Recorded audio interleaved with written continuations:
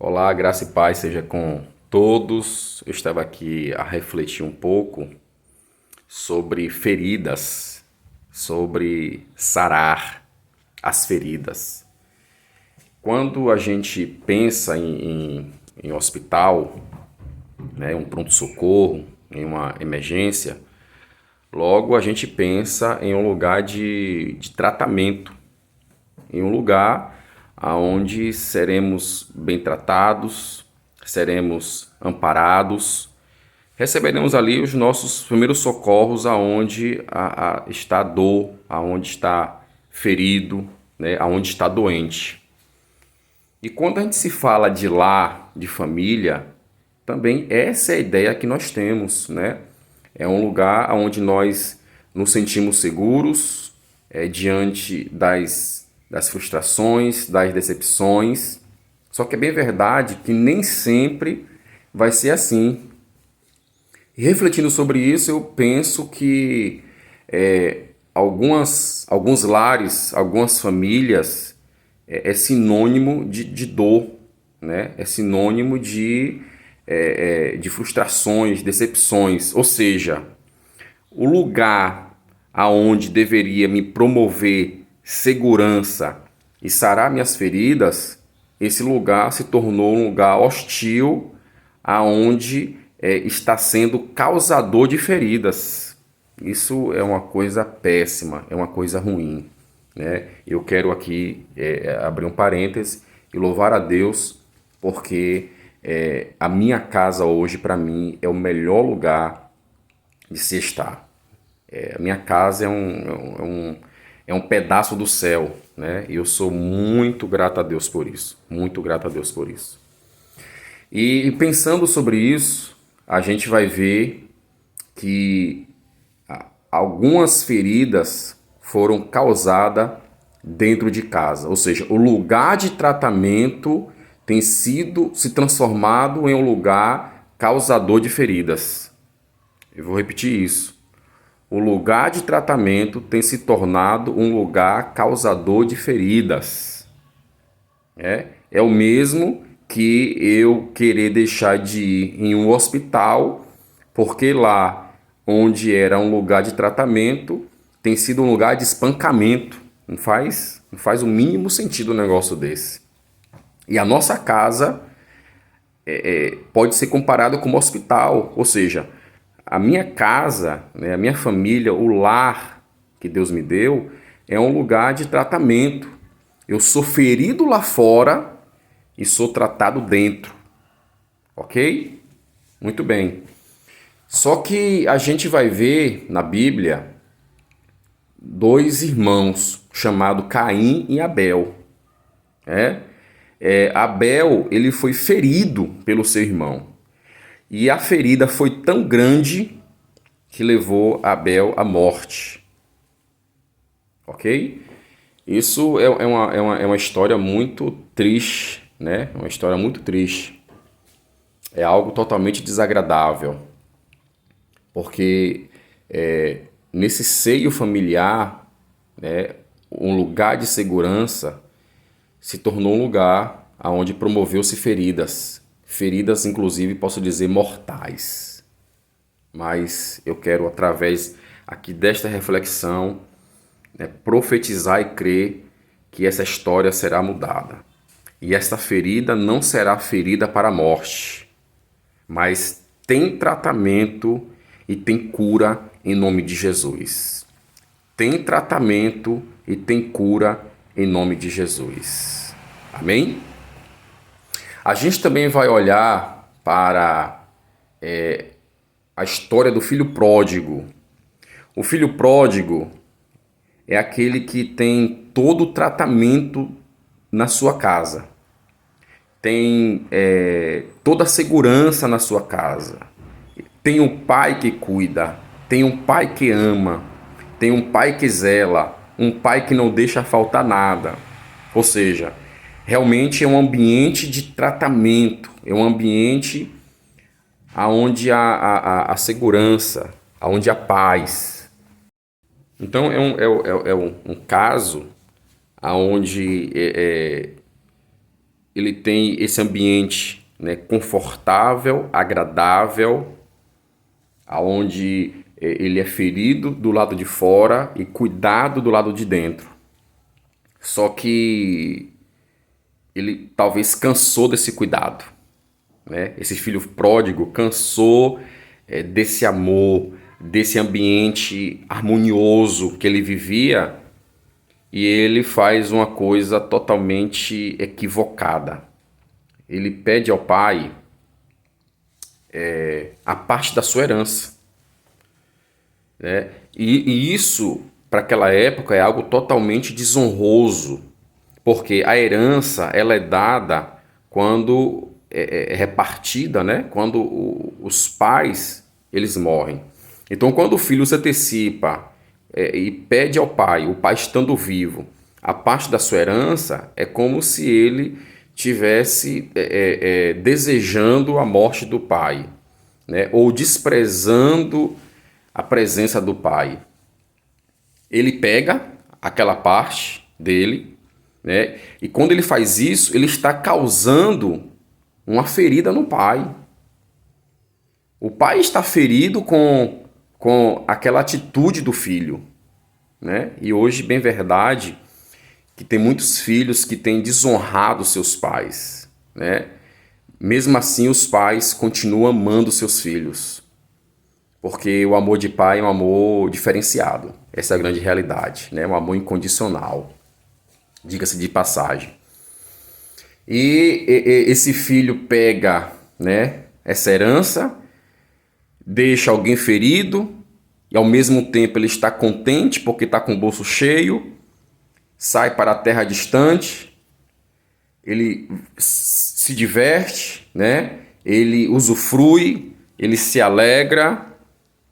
Só que família, casa, lar, é verdadeiramente um lugar de tratamento de feridas. Em um determinado tempo, depois de ele ter gastado, usufruído, ter se divertido, ele percebe que o melhor lugar, o melhor local para ele estar, aonde trata realmente as suas feridas, quando todos lhe desprezam, ele percebe o quão errado e falho ele foi. Então, depois de quebrar a cara, né? E muitas das vezes é isso que acontece com a gente pensa que a gente consegue, né, sem essa base familiar, conquistar muitas coisas, e de fato é possível que eu conquiste muitas coisas sem precisar da minha família, sem precisar dos meus pais. Só que quando eu me arrebento, né, emocionalmente, quando eu me arrebento espiritualmente, quando há um buraco, há um vazio, eu percebo que minha família é o meu verdadeiro amparo. E aquele jovem, aquele filho pródigo, ele percebeu, ele caiu em si, né? E disse: poxa, eu era tão feliz com aquela base familiar. Que cagada foi que eu fiz, né? E ele retorna para a casa do pai. E o pai, né? Quem é o pai que não abraça o seu filho, mesmo falhando da maneira que errou, da maneira que falhou? E uma outra história, para a gente finalizar aqui, de uma outra pessoa que não foi ferida lá fora, né? O caso do filho pródigo, ele feriu dentro, né? Saiu para se divertir, foi ferido lá fora e reconheceu o lugar realmente do tratamento de feridas que era na sua família, né? Somente a família realmente consegue tratar certas feridas. Uma outra história é a história de José. José era odiado pelos seus irmãos, mas mesmo assim, José ele conseguia, ele tinha uma inteligência emocional para saber lidar com a raiva, com o ódio dos seus irmãos, né? Os seus irmãos odiavam José, mas José aparentemente sabia lidar com aquela situação. Mas os seus irmãos realmente que não conseguiam lidar com José, né? Com a prosperidade de José, com o avanço de José.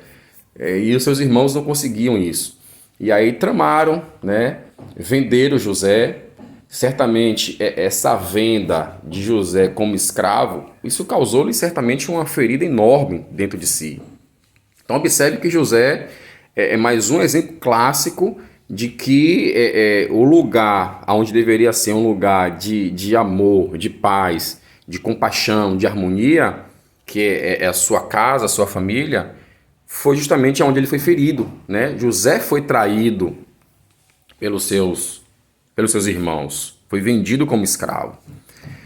Pois bem, vocês conhecem a história, José é vendido para o Egito, José interpreta o sonho do faraó, José é levado a governador do Egito, né? Deus tira ele de um lugar de humilhação, de um lugar de escravo, põe ele como um governador, um lugar honrado. Tem fome na casa de José, seus irmãos, seus pais, têm fome lá. Eles vão para o Egito sem reconhecer José lá no Egito, né? Se dobram diante de José, porque é assim que acontece. Muitas das vezes, quando Deus faz algo muito profundo, né, por nós, em nós, através de nós, alguém vai olhar e vai dizer: Paz, quem te viu e quem te vê, né? Então eles nunca imaginavam que José estariam vivos e estariam naquela posição, tanto é que não reconheceram o seu próprio irmão José, certo? Muito bem. Depois de algumas situações, e é importante dizer que esse período da venda de José até os seus irmãos reencontrarem com ele sem saber que é ele, aproximadamente demorou aí uns 13 anos. Uns 13 anos. E muitas das vezes a gente desperdiça muito tempo afastado um do outro, né? Distante um do outro. Mas espere em Deus, que Deus faça um milagre e que Deus mude a sua forma de pensar, mude a sua forma de ver, de perceber, a sua perspectiva, e que você entenda que o tempo é algo valioso e deve ser valorizado de maneira que tempo não pode ser perdido. E José e os seus irmãos perderam muito tempo longe, distante um do outro, certo?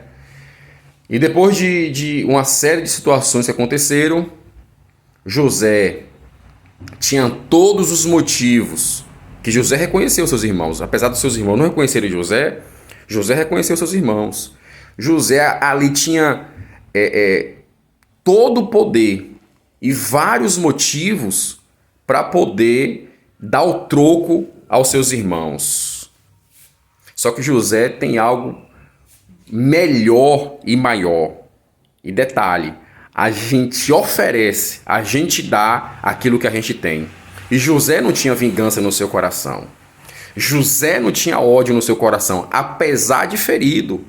Apesar de ter uma grande ferida na sua alma, por ser traído, vendido pelos seus irmãos. Mas o que José tem dentro de si é amor. O que José tem dentro de si é perdão.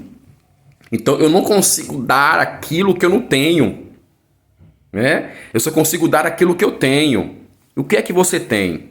Se você tem amor, se você tem perdão, então ofereça o que você tem. Amém? E aí José prepara, gente, um banquete para os seus irmãos.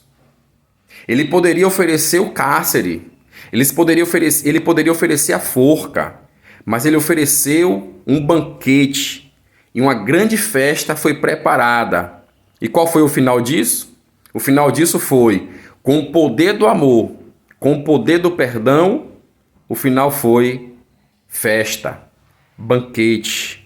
Então, eu creio e profetizo que o final de tudo isso vai acabar com a grande mesa, todos assentados ao redor dela, comemorando, se alegrando, chorando e se abraçando para a glória de Deus. Que Deus abençoe as nossas vidas, as nossas casas, as nossas famílias, e o nome dele seja glorificado no meio, no seio familiar, em nome de Jesus. Amém.